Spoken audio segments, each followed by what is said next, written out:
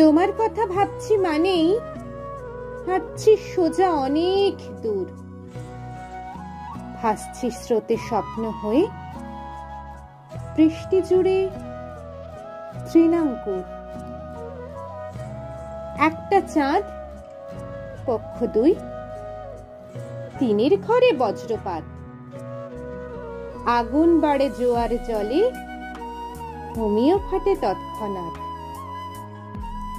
ফাটল থেকে নতুন পাতা, পাতার টানে দিগন্তের মুখ দেখেছি।